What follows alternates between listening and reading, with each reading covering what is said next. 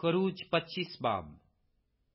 और खुदा ने मूसा को फरमाया, बनी इसराइल से ये कहना कि मेरे लिए नजर लाएं, और तुम उन्हीं से मेरे लिए नजर लेना जो अपने दिल की खुशी से दें।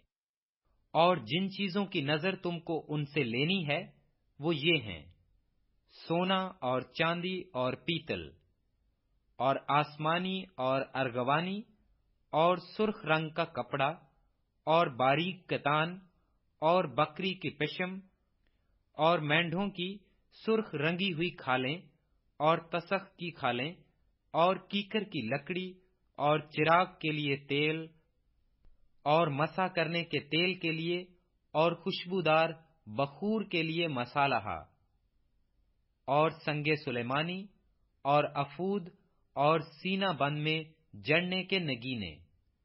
और वो मेरे लिए एक मकदस बनाएं ताकि मैं उनके दरमियान सुकूनत करूं। और मस्कन और उसके सारे सामान का जो नमूना मैं तुझे दिखाऊं, ठीक उसी के मुताबिक तुम उसे बनाना। और वो कीकर की लकड़ी का एक संदूक बनाएं जिसकी लंबाई 2.5 हाथ और चौड़ाई 1.5 हाथ और ऊंचाई 1.5 हाथ हो। और तू उसके अंदर और बाहर खालिस सोना मंढाना।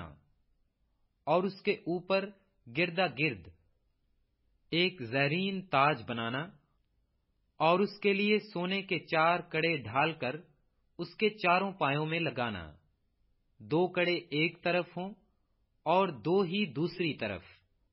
और कीकर की लकड़ी की चोबें बनाकर उन पर सोना मंढना, और इन चोबों को संदूक के इतराफ के कड़ों में डालना कि उनके सहारे संदूक उठ जाए। चोबें संदूक के कड़ों के अंदर लगी रहें और उससे अलग न की जाएं। और तू उस शहादतनामा को जो मैं तुझे दूंगा उसी संदूक में रखना।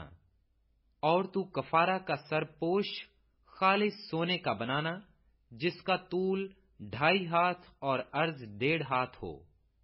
और सोने के 2 करोबी सरपोश के दोनों सिरों पर गढ़कर बनाना, एक करोबी को एक सिरे पर और दूसरे करोबी को दूसरे सिरे पर लगाना। और तुम सरपोश को और दोनों सिरों के करोबियों को एक ही टुकड़े से बनाना।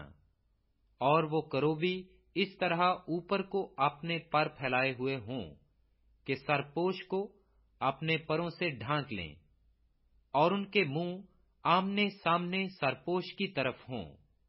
और तू उस सरपोश को उस संदूक के ऊपर लगाना, और वो अहदनामा जो मैं तुझे दूंगा उसे उस संदूक के अंदर रखना, वहां मैं तुझसे मिला करूंगा।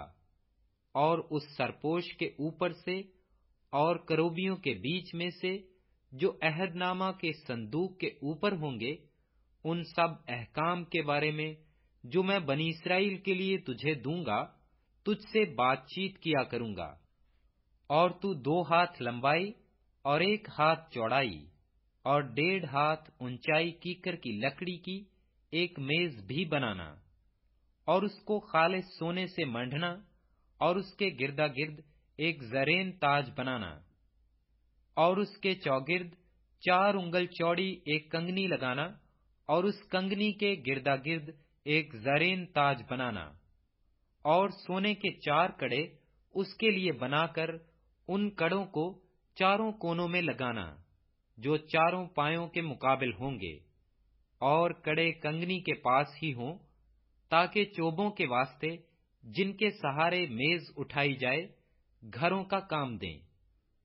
और कीकर की लकड़ी की चोबें बनाकर उनको सोने से मंढना, ताकि मेज उन्हीं से उठाई जाए।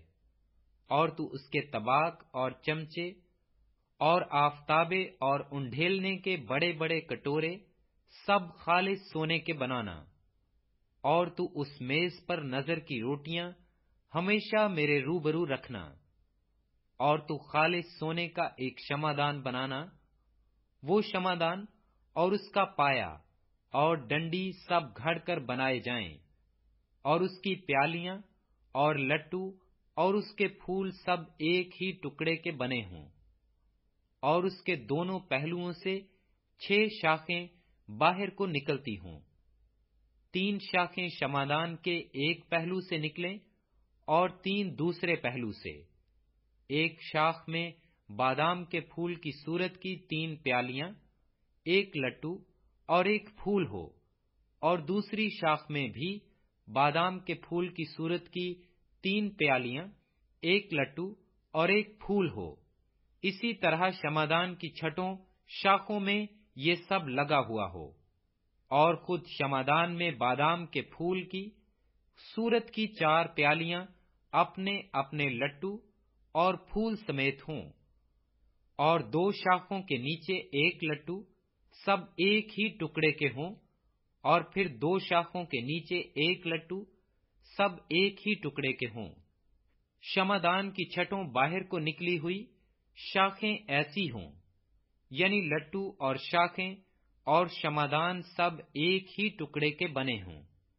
ये सब का सब खालिस सोने के एक ही टुकड़े से घड़कर बनाया जाए, और तू उसके लिए 7 चिराग बनाना। यही चिराग जलाए जाएं ताकि क्षमादान के सामने रोशनी हो, और उसके गुलगेर और गुलदान खालिस सोने के हों।